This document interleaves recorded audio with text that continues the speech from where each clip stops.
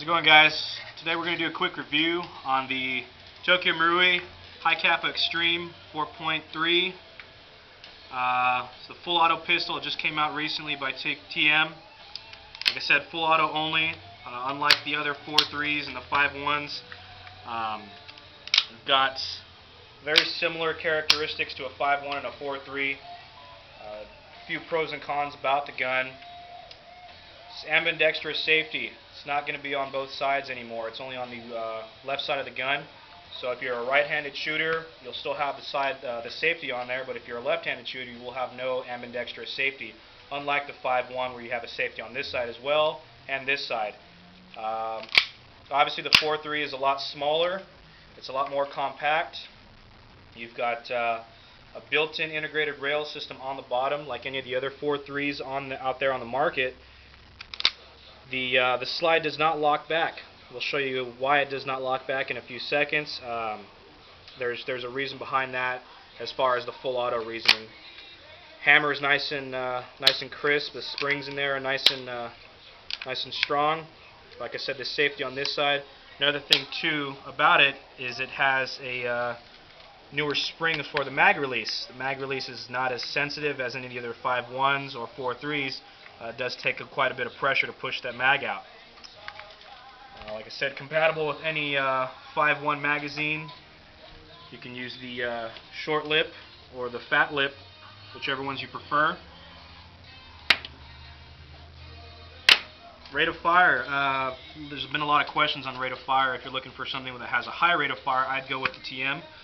If you're thinking the 93R or the Glock 18C has a good rate of fire, you're actually quite wrong about that. The TM HI-Capa Xtreme, its rate of fire is very close to an M11, any KWA, KSC M11s. They put more rounds down range and a lot quicker than any of the other ones. It's compatible with 134A gas, propane, green gas, or I wouldn't suggest it, but red gas is also used. We use propane. It's a lot cheaper. It's only about $2.50 for one can of these, with the propane adapter being about $24 for an all-metal one. Holsters and equipment. I would suggest getting a Phobos 6900 padded holster for the magazines. They fit nicely in there, nice and secure. Your mags won't fall out. There's no automatic locking mechanism involved. Just slap it right in there. Next we have basically an internal review, kind of doing inside of what goes on inside. Breaks apart just like any of the other 5.1s or 4.3s. The only difference being here, little rubber washer we've got right here next to two metal washers. I'll show you the difference on a 5.1.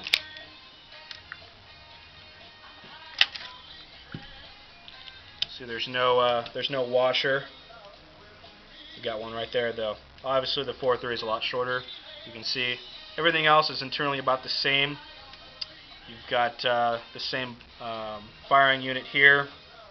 You've got your spring guide rod. Everything's all the same basically. You've got the hop-up unit. This one also has the same hop-up unit in there as well. Any other differences are going to be internally in the trigger sears and the trigger unit itself. You won't be able to see them from the exterior like this, but once you break it down, you'll be able to see it inside. The gun itself has no selector switch on it. If you think that it's going to be either a semi or full auto gun, it's not. It's just standard full auto. There's no selector switch on it whatsoever. And there's also a half cock. Actually, there's not. Unlike the other ones, there is a half cock as an added safety to it. So in a second, we're going to go ahead and do a quick firing test. This one has the half cock. This one does not.